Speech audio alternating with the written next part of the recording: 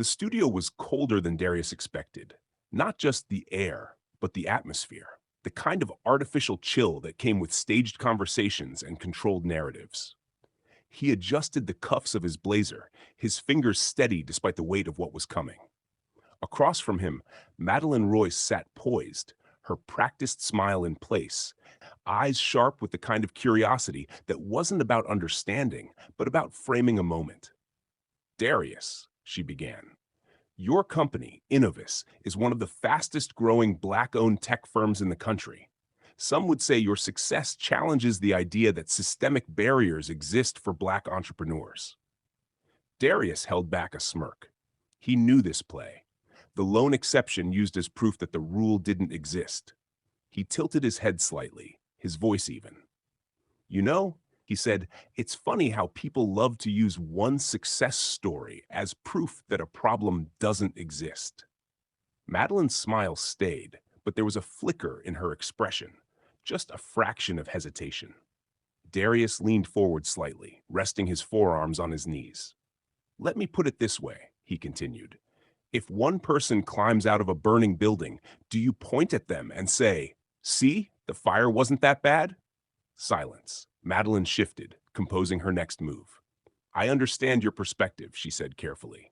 But let's discuss another angle. Some argue that your frustration isn't about race, but rather resentment toward larger corporations. After all, you've been outspoken about the lack of diversity in executive leadership. Darius exhaled through his nose, his patience intact. Resentment? No. Accountability? Absolutely. A calculated pause. The studio crew had gone still. Even off camera, producers were watching intently. Madeline pressed forward, her tone still measured. What do you say to those who believe success is about hard work, not race? Darius locked eyes with her. This was the moment. I'd say people love to believe in fairy tales, especially when they're the ones benefiting from them. The room seemed to tighten around them. But let's be real, he continued. Black entrepreneurs still get denied loans at twice the rate of white business owners. We still receive less than 2% of venture capital funding. And even when we prove ourselves, we're still asked whether we deserved our success. Madeline sat still, absorbing the weight of his words. She opened her mouth, then hesitated. So let's stop pretending the system isn't rigged, Darius said. It is, and the only people who don't see it are the ones it works for. The silence that followed wasn't just uncomfortable, it was undeniable. No one in the control room cut to commercial. No one intervened. This was real. Madeline adjusted in her seat, glancing off camera, searching for some unspoken signal. But there was no saving this moment. She had walked into it, and now she had to sit in it. Darius let the silence breathe, then leaned back, exhaling. You wanted to talk about fairness? He said, voice calm but firm. Then let's start by telling the truth. He turned slightly, looking straight into the camera. I know what some of y'all are thinking right now, he said. Some of you are nodding because you've seen this, lived this. His gaze held steady, and some of you are sitting there, frowning, arms crossed, telling yourself this isn't real, that I'm just playing victim, that it's all in my head. A beat of silence. But deep down, you know I'm right. The air in the studio was thick. No one spoke. No one even breathed. And then, all right, we need to take a quick break. The producer's voice cracked over the speakers. Madeline forced a polite smile. We'll be back with more after this. The cameras cut, but the damage was done. By the time Darius left the studio, his phone was already vibrating nonstop. Texts, missed calls, notifications flooding his screen. Twitter was on fire. Darius Bell just exposed the media's bias on live TV. This was powerful. Hashtag truth hurts. The way he looked into the camera and called out America? Chills. But not everyone saw it that way. Here we go again. Another successful guy pretending to be oppressed. Cry me a river. Hard work speaks louder. Wow, this guy just proved why people don't like hiring activists. Darius wasn't surprised. He knew how this played out. Viral moments don't stay just moments, they become battlegrounds. Cable news picked up the clip within the hour. Some anchors called him brave. Others called him angry and combative. By noon, the morning show released a carefully worded statement. We value open dialogue and diverse perspectives. While today's discussion became more intense than expected, we stand by our commitment to fair conversations. Darius laughed when he read it. Fair. Right. His assistant Tasha called, her voice a mix of amusement and exasperation. Do you realize you just set the internet on fire? Wasn't exactly my plan, Darius muttered. Well, congrats. You just became the most talked about entrepreneur in America. But he knew what came next. Because when a black man speaks too boldly, too unapologetically, there's always a price. At first, the backlash was just noise. The usual trolls, the think pieces, the conservative pundits dissecting his words with feigned outrage. Then it escalated. Clients started pulling out. A major corporate partner suddenly decided to reevaluate their commitments. And then came the threats. Emails, phone calls, messages left on the company's voicemail, and then an unmarked package left outside Innovis headquarters. Inside, just a single sheet of paper. One word, typed in bold.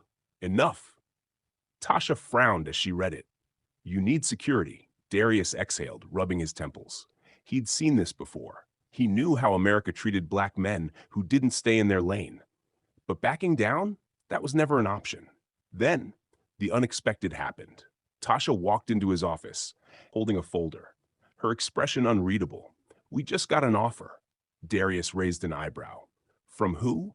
A network. They want you to do a televised special, a one-on-one deep dive about race, business, and the system. Darius leaned back in his chair, thinking. So now they want to listen? Tasha smirked. Seems like it. A pause. Then what do you want to do? He could walk away. Let the noise die down. Get back to business. Or he could use this moment, not for clout, not for attention, but to say the things nobody wanted to hear. Darius picked up the folder, flipping through the proposal. Then he set it down. He looked at Tasha. Tell them I'll do it. Her eyes widened slightly. You sure? He nodded. Yeah, but on my terms. Because if the system was going to put him under a spotlight, he was damn sure going to control the narrative. Darius Bell's viral moment wasn't just another internet controversy. It was a reckoning. It forced a conversation people had been dodging for decades about race, about success, about who gets to rise without question, and who gets questioned when they rise. Some called him an activist, some called him arrogant, some called him right, but one thing was certain. Nobody could ignore him anymore. Darius sat in his office, staring at the skyline through the floor-to-ceiling windows. The past 72 hours had been a whirlwind. Praise, backlash, opportunities, and now, a choice. The network wanted him for a primetime special, a deep dive, a chance to control the conversation instead of just reacting to it. Tasha sat across from him, watching. You sure about this? Darius leaned back. Why think I shouldn't do it? She hesitated, then shrugged. I think if you do this, you're stepping into something bigger than just business. You won't just be Darius Bell, the entrepreneur. You'll be Darius Bell, the activist. He exhaled. He knew what that meant. The moment a black businessman spoke about race, he stopped being just a businessman. His success would no longer be the story. His words would define him. Was he ready for that? Before he could answer, his phone buzzed. An unknown number. He almost ignored it, but something told him to pick up. Darius Bell speaking. Silence. Then a voice he hadn't heard in years. Still making noise, huh? Darius sat up. Uncle Ray? A dry chuckle on the other end. That's me. Didn't think I'd be calling you after all this time, but here we are. Uncle Ray, his mother's older brother. A man who had spent 20 years building a black-owned construction company in Atlanta, only to have it crushed by politics, red tape, and banks that suddenly lost his loan applications. They hadn't spoken in years, not because of bad blood, but because Darius had been too busy trying to prove he could win in a system that chewed his uncle up and spit him out. I saw the interview, Uncle Ray continued. You handled yourself well. Thanks. But now, Ray said, voice steady, you need to be careful. Darius frowned. Careful of what? Uncle Ray sighed. You think the threats are bad now? Wait until you start talking solutions. Darius said nothing. See, Ray continued, America can handle a black man complaining. They'll let you talk about unfairness, inequality, all that. Hell, they'll even debate you on it. But the moment you start demanding change, the moment you stop just pointing out the problem and actually try to fix it, that's when they really come for you. Darius felt the weight of those words settle over him. What are you saying? He asked. I'm saying. Ray hesitated. Be sure about this, because once you step through that door, there's no stepping back. A long silence stretched between them. Then Darius nodded, more to himself than to Ray. I know, he said, and I'm ready. Ray chuckled. Good. Just make sure you're ready for the fight that comes with it. The line clicked dead. Darius set his phone down, his mind racing. Tasha studied him. What was that about? He met her gaze. It's not enough to talk about the system, he said. We have to start breaking it apart. Tasha raised an eyebrow. Meaning? Darius exhaled, his decision clear. We don't just go on TV and debate anymore, he said. We build, we invest, we create something bigger than their system. She blinked, then grinned. Now that I can get behind. Darius reached for the folder on his desk. The network wanted him for a conversation, but he was about to turn it into a movement. And this time, there was no turning back.